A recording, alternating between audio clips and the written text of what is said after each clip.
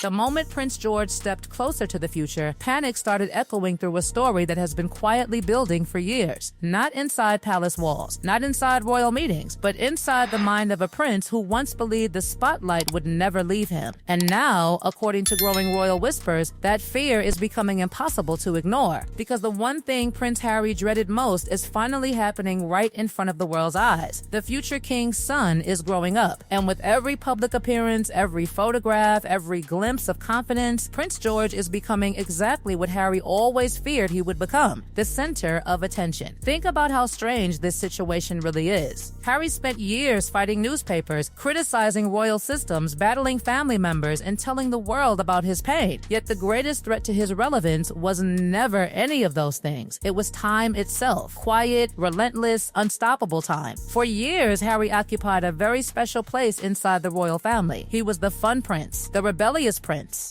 the one who could make headlines simply by walking into a room. People loved watching him. He was charming, unpredictable, and relatable. While Prince William carried the weight of responsibility, Harry seemed free from it. He became the royal people wanted to have a drink with, the prince who looked human rather than royal. But there was always a clock ticking. A clock Harry himself apparently understood better than anyone else. Because long before today's crisis, long before the explosive interviews and bitter family wars, Harry reportedly admitted something that now sounds almost chilling. He knew there would come a day when public interest in him would fade. He knew there would come a moment when William's children would naturally become more important than he was, and now that moment is arriving. Prince George is no longer the little boy waving from a balcony. He is growing into a young man. Every year, he looks more confident. Every year, he appears more comfortable in public. Every year, the future becomes clearer. One day, he will be king. And suddenly, Harry is no longer competing with his brother. He's being replaced by an entirely new generation. That realization changes everything, because here is the uncomfortable question many royal watchers have started asking. What exactly did Harry do with the precious years he had before George grew up? Think about the opportunity sitting in front of him. While William and Catherine carefully protected their young children from excessive public attention, Harry had something priceless. He had freedom. He had popularity. He had the world's attention. He had enormous goodwill. He had millions of people cheering him on. The stage belonged to him. He could have built charities that changed lives. He could have become the global humanitarian he claimed he wanted to be. He could have created a lasting legacy completely separate from royal titles. He could have spent a decade building something so powerful that no future prince could overshadow it. Instead, critics argue that something very different happened. Year after year became consumed by conflict, family feuds, legal battles, interviews, accusations, books, complaints. The same wounds reopened again and again. The same grievances repeated endlessly. And while Harry focused on looking backward, the future quietly kept moving forward without him. That is where this story becomes genuinely tragic, because nobody surprised Harry. Nobody hid the reality from him. He knew the clock was ticking. He saw it coming. He talked about it openly. Yet somehow the warning changed nothing. Imagine standing at the edge of a road watching a storm approach from miles away. You know exactly where it is heading. You know exactly when it will arrive. You have years to prepare. And then you do absolutely nothing. That is the part royal commentators find so astonishing. Harry wasn't blindsided by Prince George's rise. He predicted it. Yet today, many observers argue that he appears trapped by the very future he foresaw. Meanwhile, George continues doing the simplest thing imaginable: growing up. That's it. No attacks, no rivalry, no competition, just existing.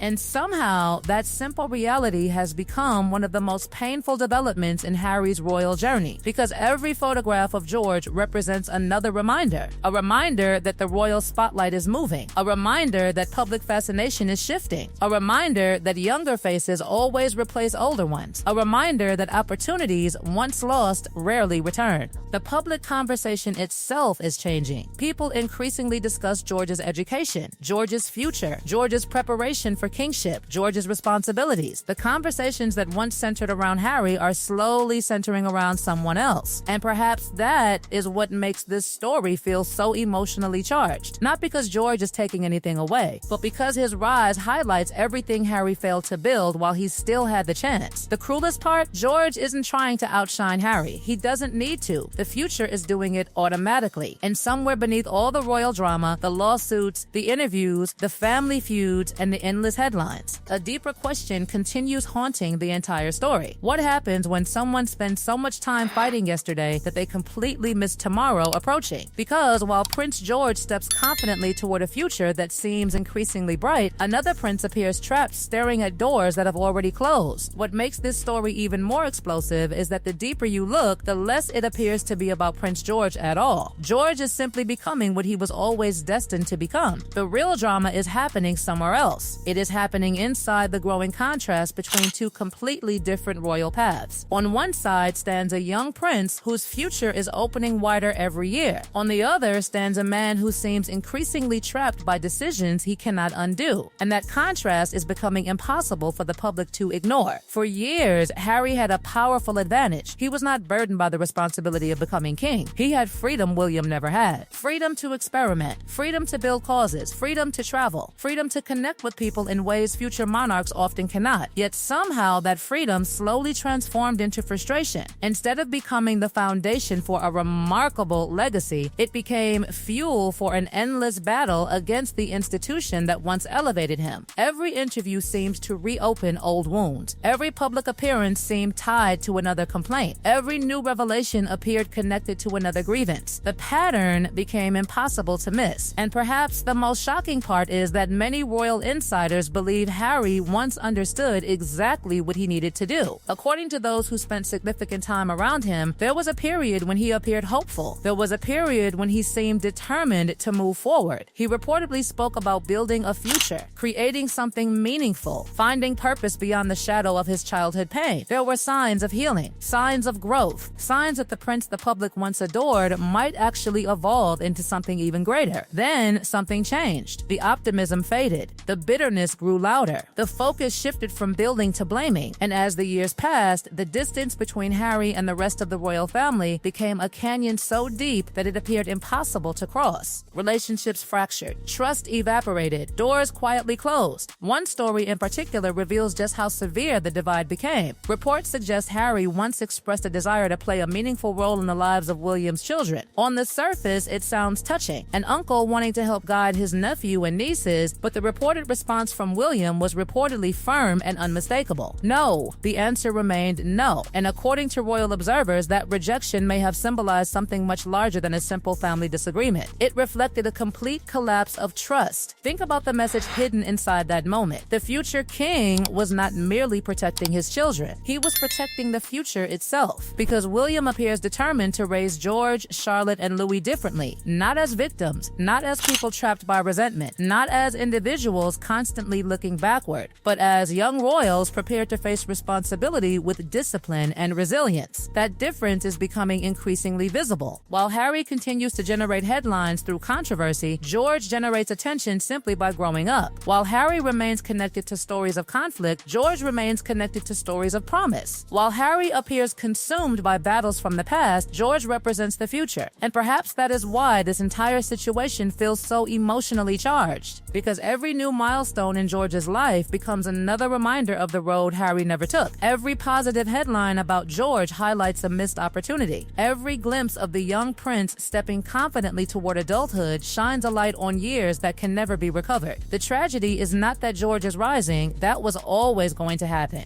The tragedy is that Harry saw it coming and still failed to prepare for it. He understood the timeline. He understood the stakes. He understood that public attention would eventually move on. Yet instead of creating a legacy strong enough to survive that transition, he became trapped in a cycle that seemed to consume everything around him. Now the spotlight is shifting exactly as he predicted. The next generation is arriving. The future king's son is stepping forward, and the world is watching. But the most haunting part of all is this: Harry's greatest rival was never Prince George. It was time, and time is the one opponent nobody defeats. Every year that passes makes the future clearer. Every year strengthens George's position. Every year turned Harry's old warnings into reality. That is why this story continues to fascinate so many people, because beneath the royal titles and palace drama lies a lesson that reaches far beyond royalty itself. Opportunities do not last forever. Windows close. Moments disappear.